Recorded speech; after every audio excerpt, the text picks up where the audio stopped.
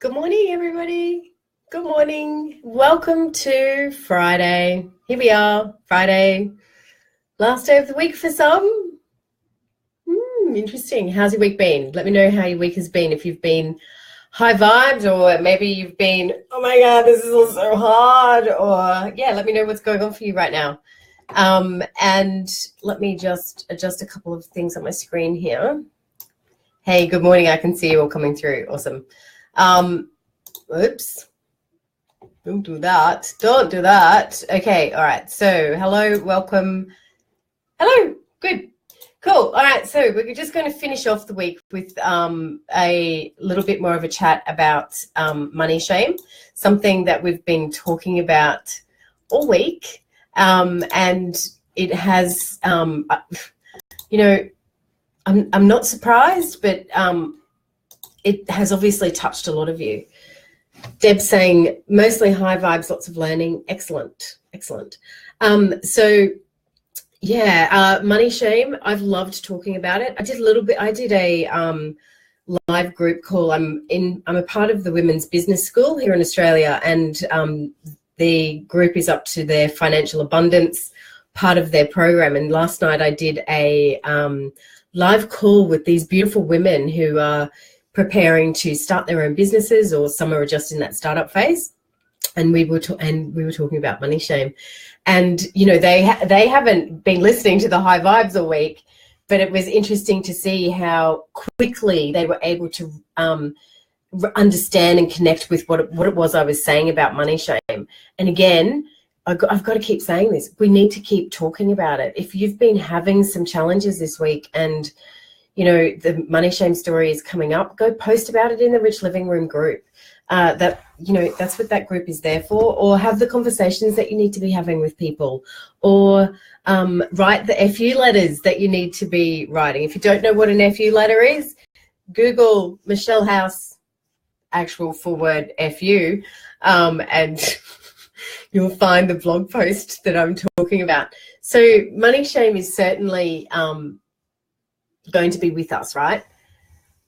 And it's not about going, I don't want to face my money shame, right? I think we're all beyond that anyway. But when it comes up and you have the awareness that the shame story is there, or the shame experience is there, then don't suppress it.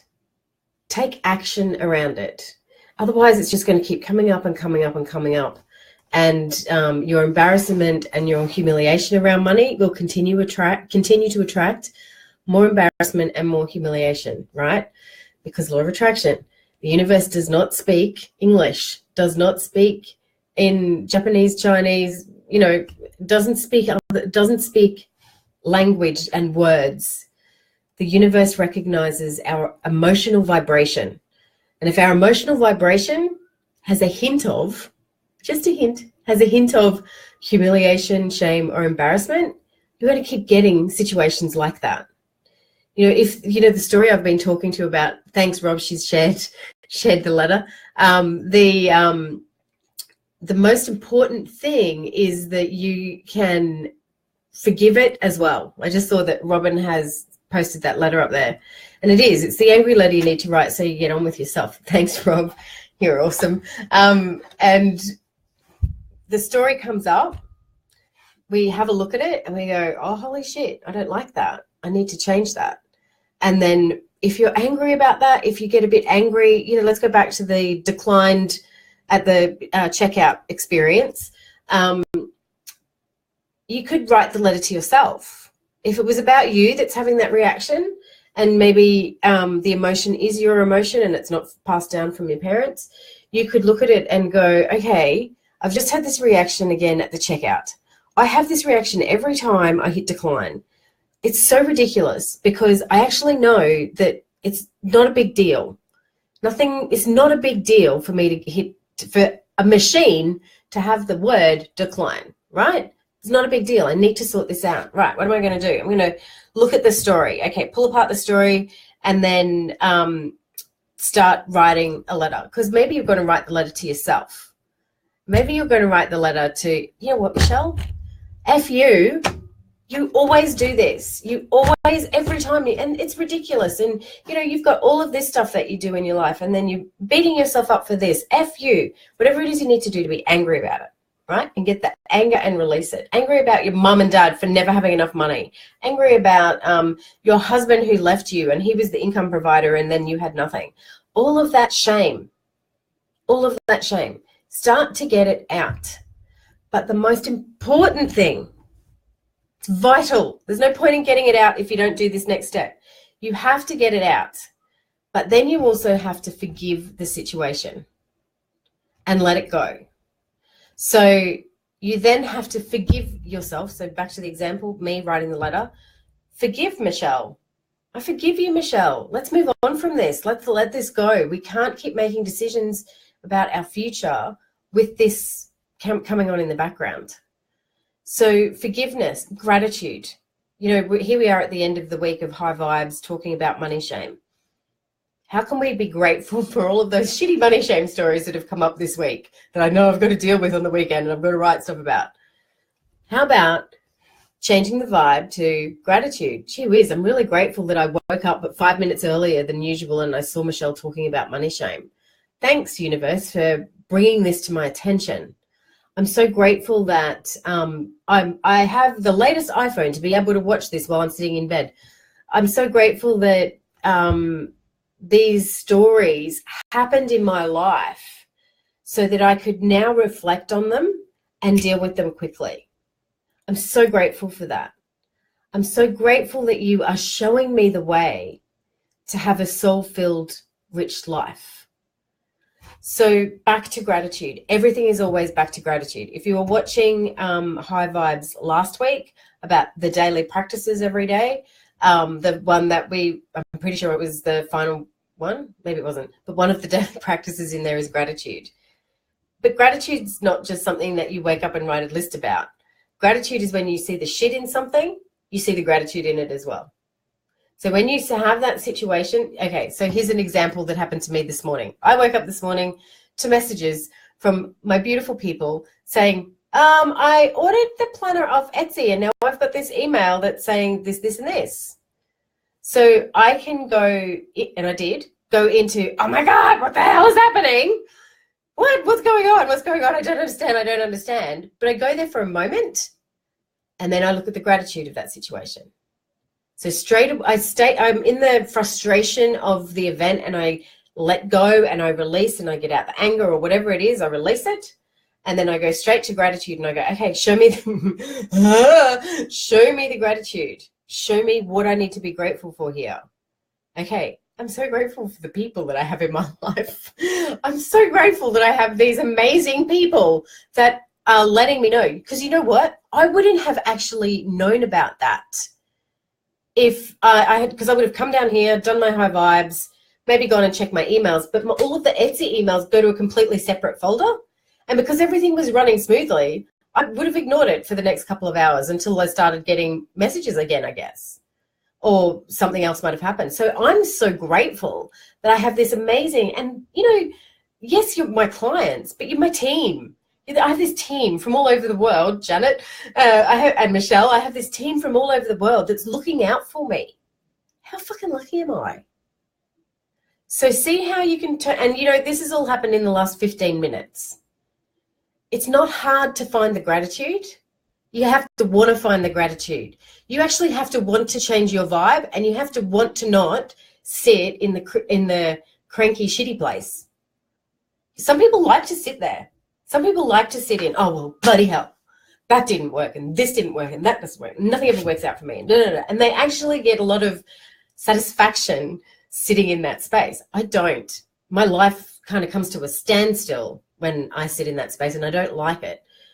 I know that I have to process it. I know that I have to shed the emotion and the frustration that's going through me energetically. I know I need to do that.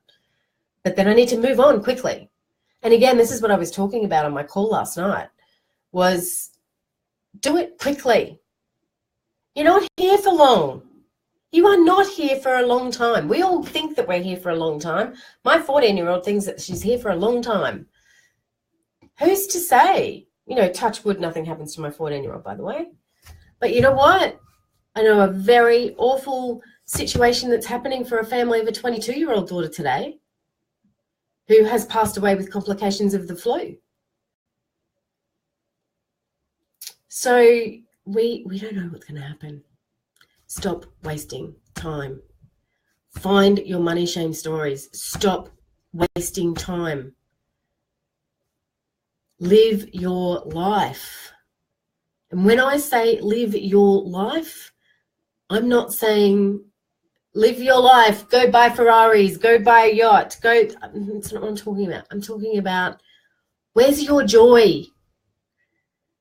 Where's your happiness? Where's your adventure? Where's your vitality? Where's your love? Stop wasting time. So all of these money shame stories that are holding you back in your life, you're not living. So I know over these last couple of days, I've been throwing information at you, hoping that you've been going and working on it and doing what you need to do. On Tuesday night here on Facebook, I'm going to do a live walk you through. Let's sit down together with a pen and paper and start walking you through the process so that you can, you know what? I get really emotional.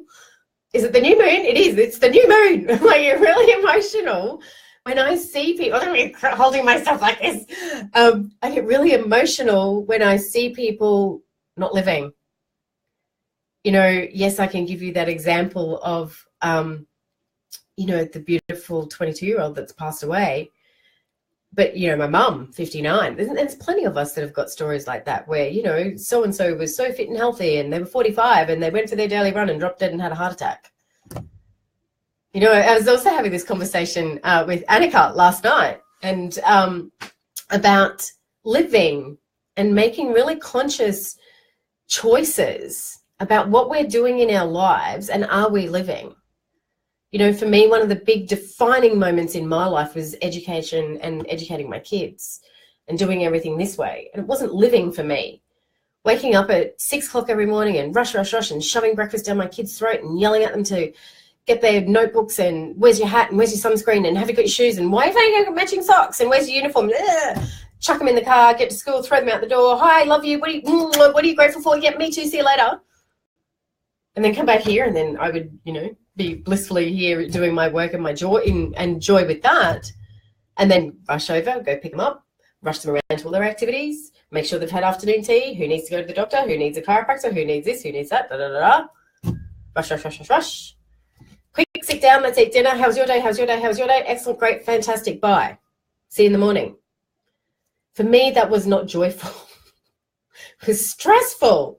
And it was stressful for my kids. Not that my kids, I kind of at that age identified it as stress, but it's totally stressful for them. March here, do that. Let's go.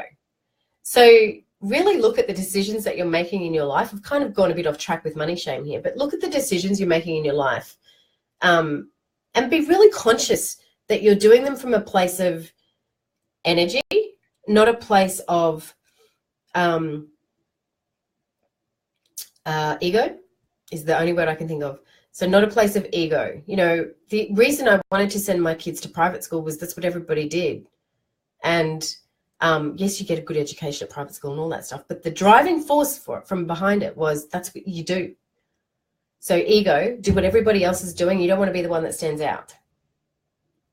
So look at things in your life and where you're making a big diversion there. Sorry. So anyway, back to Tuesday, 7 p.m. Brisbane time. So if you're in Australia, sorry, UK, timeconverter.com is a really good way to calculate the time difference. So we can do that live together, 7 o'clock. And the Australian folks, that is about 8, I think it's 8 o'clock, Victoria, New South Wales, and an extra half an hour, and then an extra 2 hours. Australia. Australia and time. Oh, my God. All right, money shame. So let's look for the gratitude in everything that's come up for us this week in relation to money shame. If you've got a process over the weekend, process and make sure you're posting in the Rich Living Room group. If you are in the Alchemy of Intention, we're starting this morning inside the Rich Living Academy, if you are in that and you want to bring this conversation into your intention. You know, my intention is to clear up my money shame stories. Awesome. I don't think we've ever done that before. That would be fun. That would be fun. So, Robin, if you wouldn't mind just flicking. Robin, oh, she's done it. Oh, Robin, she's done it. Thank you, Robin. Thank you, Robin. So, yes, if you're in the academy, maybe you could do money shame as your intention. All right. Have a beautiful weekend. Find the gratitude. It's there. I promise you, it's there. Find the gratitude and raise your vibe. See ya.